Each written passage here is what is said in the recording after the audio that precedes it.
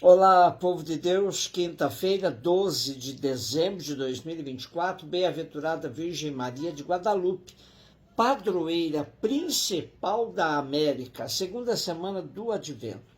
A nossa reflexão de hoje é a partir de Gálatas 4, de 4 a 7, Lucas 1, 39 e 47. Irmãos, quando se completou o tempo previsto, Deus enviou seu Filho nascido de uma mulher, nascido sujeito à lei, a fim de resgatar os que eram sujeitos à lei, e para que todos recebêssemos a filiação adotiva. E porque sois filhos, Deus enviou aos nossos corações o Espírito do seu Filho que clama, Abba, ó Pai. Assim já não és mais escravo, mas filho, e se és filho, és também herdeiro. Tudo isso por graça de Deus. O nosso texto de hoje faz parte de uma seção maior da carta aos Gálatas, onde o apóstolo convoca os cristãos a serem adultos em Cristo, pois chegou o tempo previsto, ou como vemos em outra tradução, chegou a plenitude do tempo. Paulo diz que antes desse evento, da plenitude do tempo, éramos como crianças que, embora herdeiras, não tínhamos a idade da autonomia para usarmos de nossos bens.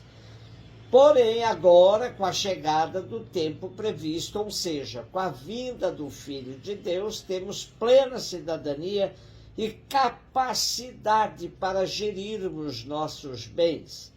Quem resgata nossos bens é Jesus, o Filho de Deus, enviado exatamente para isso.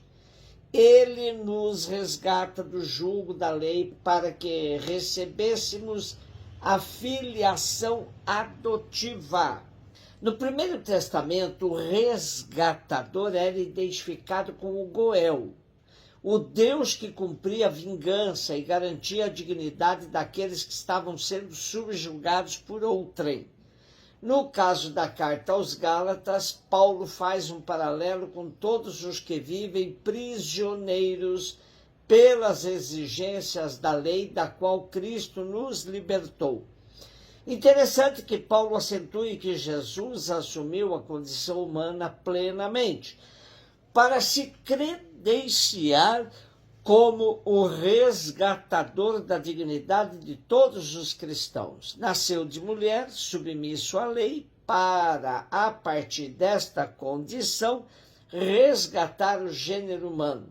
Uma vez resgatados, assumimos a condição de legítimos herdeiros e nos credenciamos a ter o direito de chamar a Deus de Pai.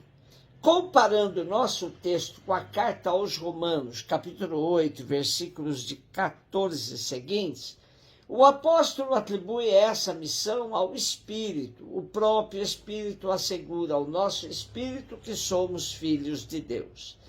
Poder chamar a Deus de Pai, portanto, é a base para as relações humanas recompostas.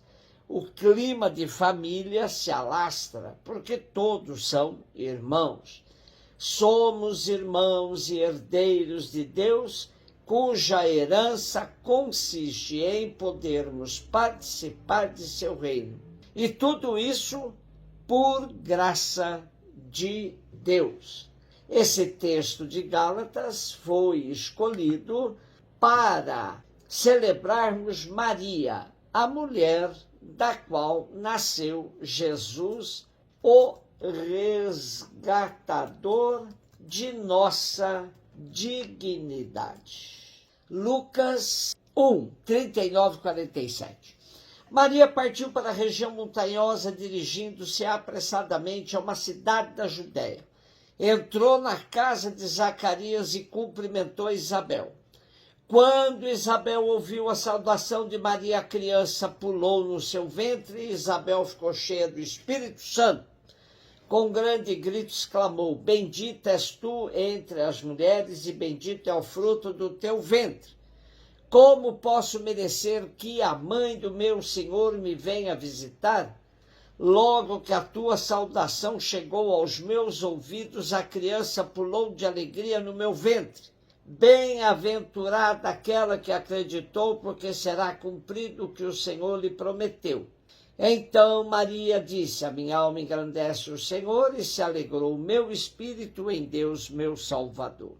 Esse texto de hoje é exclusivo de Lucas, que procurou construir sua narrativa por meio de um estudo cuidadoso de tudo o que conseguiu recolher sobre os acontecimentos que envolviam Jesus, desde as primeiras notícias que surgiram a seu respeito. Já se insistiu em várias hipóteses sobre a origem dos textos dos evangelhos da infância de Jesus. De onde Mateus e Lucas recolheram tantas informações sobre os primeiros anos de Jesus?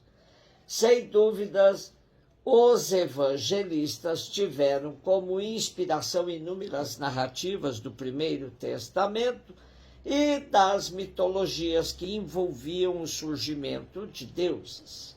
Porém, há quem afirme que, quando Lucas diz que Maria guardava todas essas coisas em seu coração, teria sido ela sua fonte legítima. Podemos imaginar ainda hoje a situação de Maria depois da anunciação do anjo. O texto diz que depois que Gabriel ouviu de Maria seu assentimento de que poderia se realizar nela tudo o que Deus quisesse, ele a deixou. Deixou como? Com uma tamanha missão que transcendia sua condição humana de realizá-la. Daí que apressadamente dirigiu-se para a casa de sua parenta Isabel, que estava grávida, apesar de sua idade avançada. Claro, Maria pensou que esse seria um assunto a ser tratado entre duas mulheres em situações similares. É certo que Zacarias cumpria seu tempo de espera emudecido, mas Maria dirigiu-se mesmo à sua parenta. Esse encontro de duas mulheres não conseguiu apagar um outro encontro, o de dois meninos nos ventres delas. Isabel recebe da vibração de João Batista no seu ventre a efusão do Espírito que a leva a reconhecer que está verdadeiramente diante daquela menina, que porta em seu ventre aquele que virá revolucionar tudo, causando a salvação da humanidade. Isabel, movida pelo Espírito, reconhece a grandeza de Maria e de seu filho, ainda um embrião, que será o cumpridor das promessas do Pai. A reação de Maria é de reconhecimento, que de fato ela foi agraciada por Deus. A minha alma engrandece o Senhor e se alegrou o meu espírito em Deus, meu Salvador. Celebramos hoje Nossa Senhora de Guadalupe. Sua história está associada a 4 aparições marianas a um autóctone mexicano chamado Juan Diego. Em 1531, a Virgem Maria apareceu a Juan Diego na colina de Tepeyac, perto da cidade do México, e pediu que ele construísse um santuário em homenagem a Jesus Cristo. Na terceira aparição, Nossa Senhora pediu a Juan Diego que colhesse flores na colina, o que era incomum na época. Juan Diego encontrou as flores e as colocou em um manto que levou até o bispo. Quando Juan Diego abriu o manto, a imagem de Nossa Senhora de Guadalupe ficou visível no tecido. Foi declarada padroeira principal da América Latina e na sua basílica no México se conserva o manto de Juan Diego. Um beijo no seu coração.